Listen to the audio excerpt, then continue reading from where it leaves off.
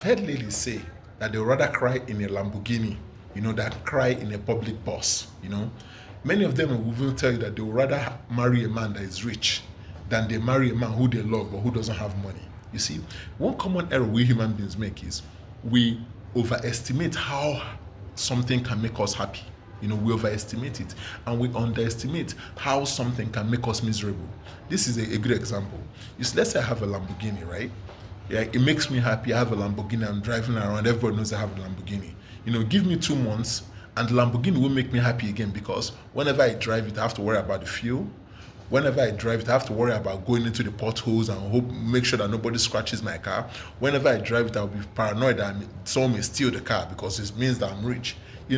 So if you are not careful, that same Lamborghini that is making you happy, that made you happy before, makes you miserable now because now you're looking at the downside of that Lamborghini. So are we surprised that some ladies who marry people because of money, over time they become miserable in it, and some people can't just understand, like, man, he has money, he can send you abroad, you can buy a Birkin bag, you can buy a new car every day. Why are you unhappy? Why are you unhappy? You see, that's because we underestimate, how unhappy we can be, with certain things that we think that will make us happy. We underestimate it. And this issue of Regina Daniels and Ned Nwoko, sometimes I understand that ladies may marry a man because the man has wealth.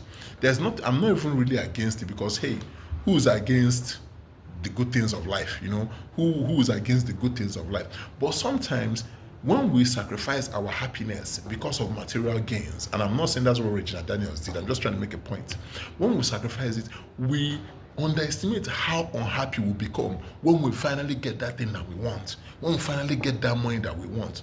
That's the reason why you see some rich people, they have all the money, they have all the connection, but they're unhappy because in reality, money can only buy you things.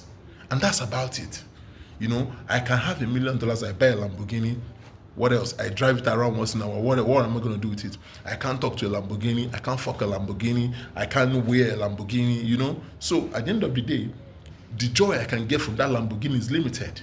So that's why I'm trying to explain that we overestimate how happy something can make us and underestimate how miserable something can make us. This is not the first time I'm saying this, but I just need you people to remember this because it will help you in decisions you make in life.